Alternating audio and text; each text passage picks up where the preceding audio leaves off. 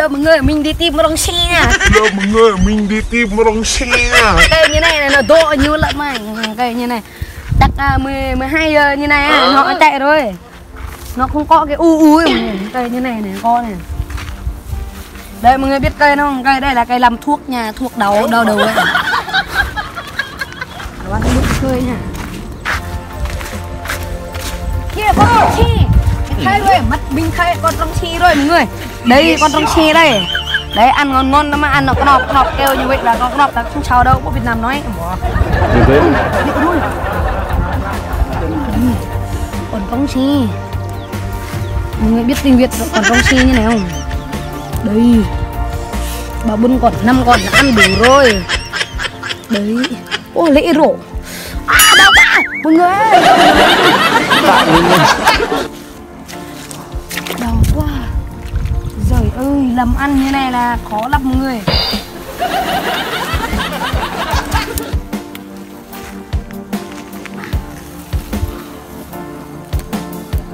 Mày ra cho tao. Mày ra cho tao. Đấy. Đâu rồi thằng Phi, mày chạy đi đâu? Chỉ luôn.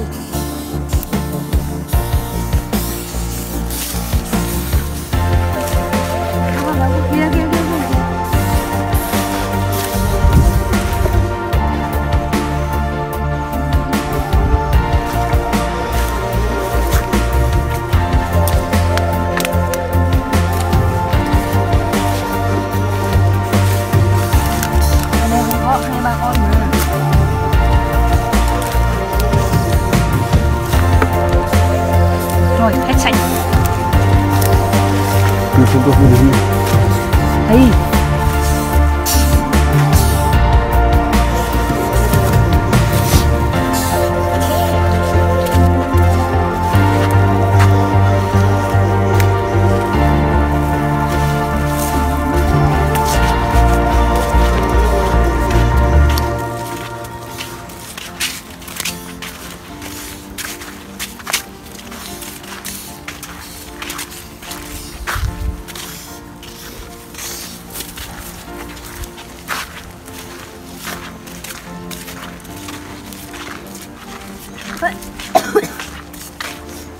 Bắt cái con này ăn ngon ngon lắm mọi người. Đấy, thì con này cũng ăn mà. Bỏng à? Bỏng chưa? Đấy, được luôn. Đấy, đây. Cái con. Nhiều cái con.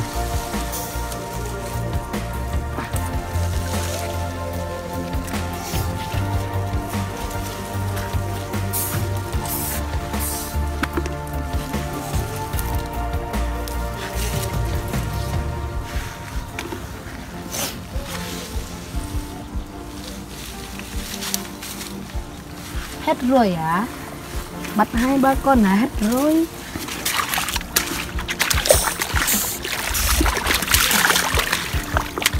Cái con này, cái con màu hung nè. Mọi người đây mọi người nhìn con đây nha. Đây cái con đây khác nha, cái con này màu xanh. Cái con này là màu xanh, không biết khác nha, xanh đẹp quá. Đu như vậy, cầm cái đè bát là 1 tỷ luôn nha. Cầm cái đè bát là 1 tỷ luôn nha. Mọi người này mình nói thật ra già vơ đó có lẽ này. Bán tắc con tí luôn nè. Lại mình bán 50 triệu mua sushi lên tàn ghé luôn đấy.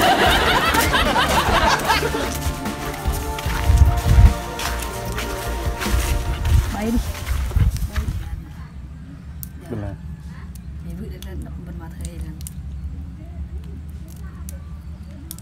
Không còn em là đời anh chẳng làm ý nghĩa.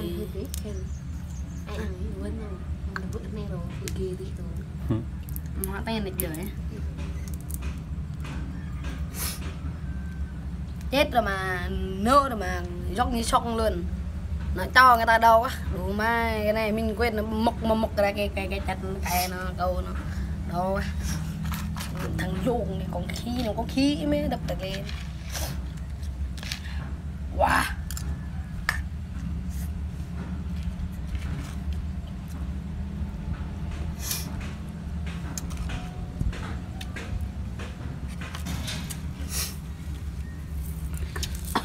Nhâm lên nè, nhâm lên nè ơi.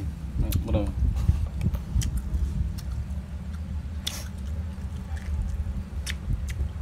À.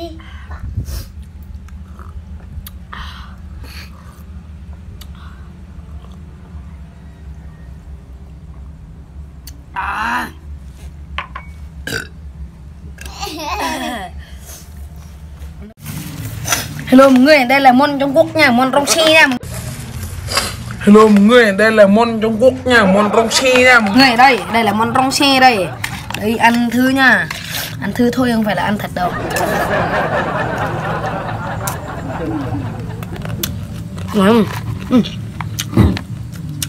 Ớt nha. Ngon. Bưng nang rồi gần làm tanh cay gần. Tôi được cái này.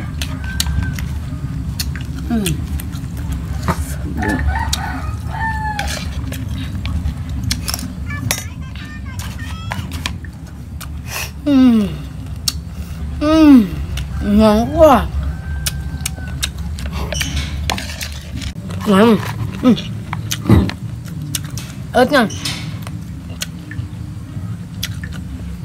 Ngon. Bưng nang rồi gần làm tanh cay gần. Tôi được cái này.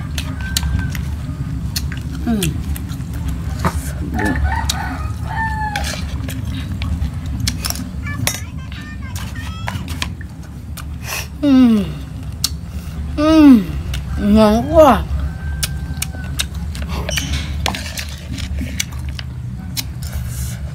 Nang, bếp nang. Dạ. Mít gì nang. Tao một món nang.